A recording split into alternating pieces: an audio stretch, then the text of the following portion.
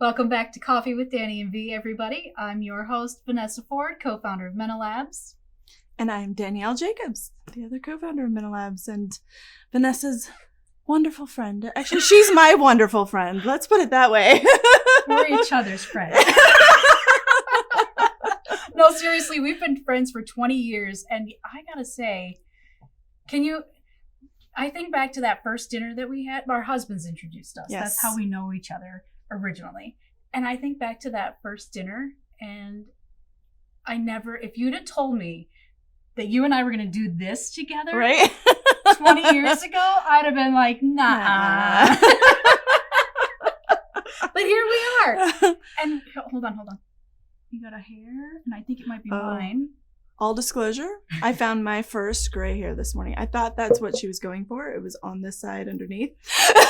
Hey, maybe it was your gray hair, because I thought it was blonde. No, I bet it's still there. Actually, Danielle had to go to our photographer, who's behind the camera. Hi, Zaskia. And have her document her first gray hair. I went out and I was like, all right, document it. Yeah, I'm sure you'll see it on social media later. And all my gray hairs come in right like at the top of my head. Tiny little wispy baby hairs that just stick up. And so, okay, the topic today is perimenopause. And you're going to start to notice gray hair during perimenopause. And they seem, for me at least, to change texture. Like I'm noticing they look wiry, like a wire hair pointer hair, right? Yeah. Those dogs. Yeah. I think a lot of women see it that way. Like it gets thicker, more coarse. Yeah. Essentially. Oh, and TMI, but let's talk about it. I have this chin hair that grows in right here that is so white and so thick, it feels like a feather when I pluck it out. A feather? Yes. Feather. Like a bird feather. Huh. Yeah. I have one that's more like a whisker. It kind of grows by this mole over here. But it doesn't feel like a feather at all. It didn't used to. It used to be this like long black hair, like an eyebrow, but down here. And now it's like a feather. So how do you pay attention and notice like it's there so that you can pluck it? Because I forget all the time. In fact, I bet at some point on video, you're going to see it. You're going to start looking because I forget to pluck it all the time. There'll be pink zoom. Right? Don't do that. Just don't. I feel it because it's like, it grows in kind of blunt. Yeah. Yeah. And but so do you I'll feel you're it. constantly feeling for it? Yeah. Yeah. Well, and once it's there and I haven't plucked it, it just becomes this little irritant that right. And I have to wait for it to get long enough to pluck. Yeah, I do the same thing. Once I do notice it. But there's plenty of times I'm like, oh my gosh, that's long. Why didn't anyone say anything? Oh my gosh. I'll never forget. Another TMI, but we're going to go there. That's why we're here. Exactly. We were going to a friend's house. This was not that long ago, like maybe 3 or 4 years ago. And I had shorts on. And I never wore shorts, but I was like, yeah, I'm embracing my short little legs and I'm wearing shorts. It. Leave that later. And I realized as we're driving, I'm sitting there and I see 2 long pubic hairs growing next to my knee. I was like mortified, and I didn't have a way but to can you call it a pubic hair if it's by your knee? I mean, that's the texture and the color it has. So, and I was just mortified, and I was like, "You have got to be kidding me!" I didn't have anything where I could I was sitting there trying to pull it out of my leg while we're driving. I haven't had the pubic hair knee yet, but I have had these random, and they're usually kind of up in my shoulder. It's like this long white hair, very thin. In your shoulder? Yeah, like the most random, and they're long. And I'm like, okay. Like your hair wants to grow further down. Yeah, but they're like white. They're white but thin. They're not coarse. Like I noticed that my gray hair that I have is thicker, but these are like baby fine little white hairs that grow this long in random places. It's it's those things that's part of midlife, and that those things that we don't talk about, those things that are part of perimenopause, exactly, which we're gonna get to today. Yeah. So let's dive into perimenopause, because random hair on your body is just one sign of a lot of them. So first, I want to start off with some definitions so that we're really clear about what we're talking about and when it's happening to you, so you can help identify it. So the clinical definition of menopause is that 12 consecutive months where you don't have a period because your body is no longer producing follicles and eggs and the estrogen that comes with that process. Okay? So you're out of eggs, essentially. Woohoo! Because that means you are also out of that stage of having to care for small human beings. So, I mean, I love my daughter and I loved taking care of her. But, once you don't have that to consider as an option anymore for your life, it does open up a lot of other possibilities. So remember that. I totally thought you were talking about like not having to care for the little humans as in like your period, and you don't have to care for the little eggs that are shedding every month. I was like, what are you talking about? Do you do that? I mean, some women do, right? Some women honor their periods as a child that could have been but wasn't. And I actually have a close friend who is like that, who does that process. And I think it's a really beautiful way of honoring her body and her body's potential, but also her decision to choose other things for her life as well. So I think that's pretty cool. But no, I'm not. I don't do that. It's okay if you do. And it is. It is. But my husband and I made a really conscious decision to have one child because I am the oldest of 5. I always have to think about that number. And I have 2 twin brothers. And my husband is the oldest of 4 and has 2 twin brothers. You didn't want twins? We really didn't. Anyway, back to perimenopause. It's because that's why you're here. Okay, so perimenopause is the period of years leading up to that 12 consecutive months of menopause where your estrogen starts to fluctuate. Your hormones start to fluctuate. Not just estrogen, but all of your hormones start to fluctuate. But estrogen has the biggest impact on that because estrogen regulates so many of our functions as a woman in our body. And so the average woman will hit menopause at 51 in the United States. And on average, it can take 5 to 7 years for that transition to happen. So perimenopause can last 5 to 7 years for the average woman, upwards of 13 for some women. And, that is a long period of your life to be affected by all these swings in hormones. And then once you're done with the 12 months of menopause, a lot of women like to think of themselves as being in post-menopause, right? You don't have your period anymore, but you do still have some symptoms associated with the loss of estrogen. And we can talk more about that in a menopause/post-menopause video that we can do for you coming up. But today we want to talk about perimenopause. Those period of years leading up. And this is really significant because it happens for women right when they're at like top peak earning potential in their career, right? You've finally climbed that damn ladder that you've been working on climbing for so long. You finally get there, and then you start having hot flashes at work or brain fog or whatever. And it feels so unfair. It does. It's kind of, there's so many, symptoms actually of perimenopause that women don't realize are actually perimenopause, or that's essentially why your body's doing this, and we've talked about that before. You're chalking it up to old age, right? So we've talked about weight loss quite a bit, mood swings. Those are the things that you really start seeing first. And those are the things we don't identify. Weight gain, yes. Yeah. Weight gain. Sometimes, the non-existence of weight loss. There you go. You eat exactly the same, you exercise exactly the same, and you still wind up with this little padding around your belly. Yep.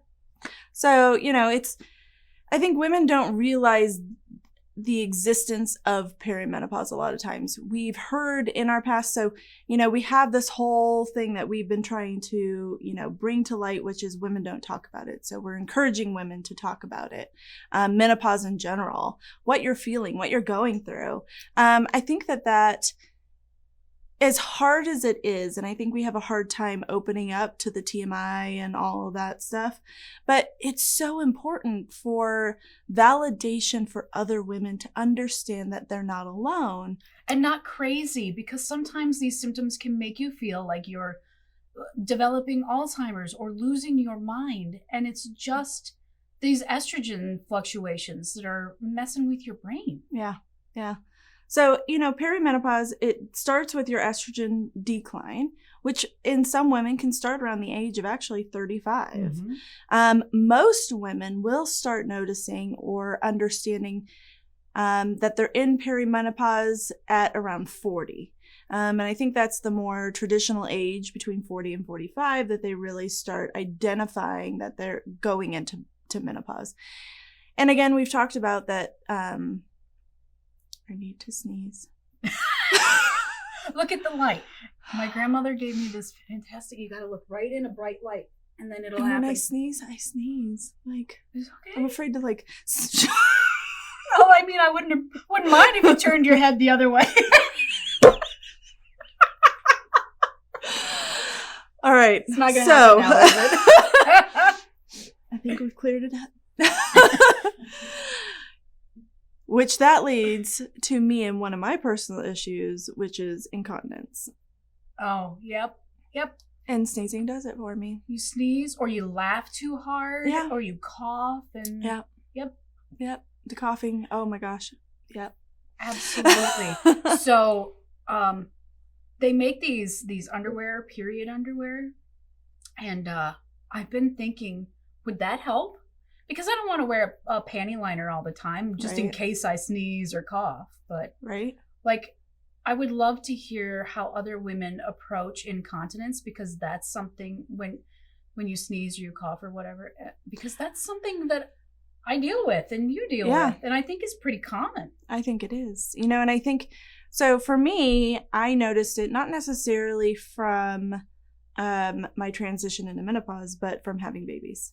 And that was really, both of mine were natural births, and I think that was really what kind of did it down there. You just lose the definition in your pelvic floor. Yeah. So I think that's for me what really did it. So I've been dealing with it for, my oldest is 15, so I've been dealing with it for 15 years now. And I did see, though, another lady on some social channel that was talking about incontinence for herself, at age 50 and stuff like that, and that there is a pad out there specifically designed for that. I'd be interested to know, like, is it like a panty liner? Like, what is the difference? Yeah. But so incontinence, that can be one of the things in perimenopause that start. I think a lot of women deal with that more and postmenopause. But it starts as you're going through perimenopause for a lot of women. Yeah. And so does, since we're talking about the vajayjay, let's dive in. Because the other thing that a lot of women notice, and I haven't noticed this yet, and I'm really dreading it, is loss of libido, right? And just your inability to have any lubrication in your vagina to facilitate anything. Yeah. And any activity. Yeah. And I am really dreading that. Like, I probably stress more about that than a lot of other things that I should be stressing about, like my heart health and my bone health, right? But for me, the intimacy with my husband is so important that I am afraid to lose that. And I'm afraid of the day when I have to say, sorry, honey, but I'm not ready and I'm not feeling it, right? Yeah. Or it hurts. Yeah. And I think that that's one of the things that it's so important for that connection, with your partner on that end. And, even as you grow up, you just don't think that old people have sex, right? Exactly. But we should every damn day if we can. So I think that's, one of those things that, people aren't aware of. They understand that it happens as you get old, right? But they don't understand that it's part of, the menopause journey, and when does that start? And that's one of those things that starts. Well, and that's the other thing. I think, you think of old people not having sex, but that, old is relative to the age you currently are. And so, I'm going to be 50. I don't feel old. And I don't feel like I would do old person activities or, not do young person activities, right? I just feel like I should still be living my life like I did when I was 25 because I still feel like that. Yeah. Yeah. So there's all of these things that start coming in to perimenopause.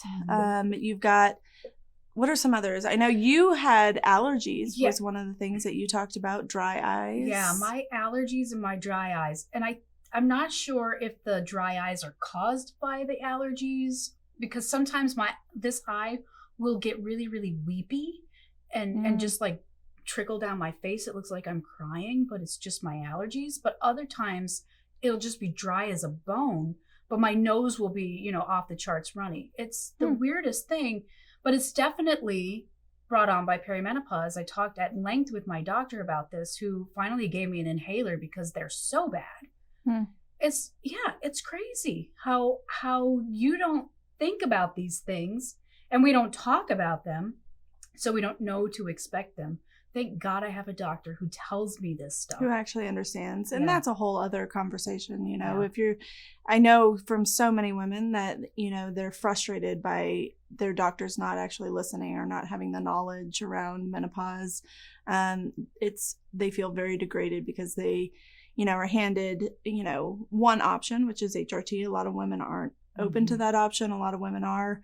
And then antidepressants. And I'll say it again. I don't think every woman that goes through menopause needs to be on an antidepressant. Probably most of us. But understanding, I think that comes from, if you can understand what your body's going through. And again, that's why we need to talk. That's why we need to communicate. That's why we need to talk to our friends and our family members and, everything about what's going on with us, and not be afraid to share what we're going through. So I was actually thinking about the sex ed that I got as a kid, and I got my education around what it meant to be a woman, right, in 5th grade. And I'm telling you, all I remember from that is the pamphlet they gave us was like from the 1950s. And it had this little cartoon girl with her hair in a ponytail and a kerchief tied around her. And I was like, this is so not cool, right? 5th grade in the 80s. Nobody dresses like this. And so I just wrote the whole thing off as being outdated. And I didn't pay attention to any of it. So that's an interesting point, that if we look at what's fundamentally wrong with menopause and for women understanding what their bodies are going to go through, what education do we have? We have 5th grade. The only thing we talk about our sexual reproduction and our organs down there, it's 5th grade. Who the hell pays attention in 5th grade? Do you know what I remember from 5th grade? I remember my science fair partner and I were going to make the most realistic example of what a human lung looked like. And we wound up like with this blob of paper mache and tissues and straws. It was just it looked like this unholy beast of pink mush. That's what I remember from 5th grade science. I didn't even remember. I totally had my mind went in the wrong direction. And I'm thinking about the shape of lungs, and I'm like, she probably made it look like a penis. No, it was just a blob.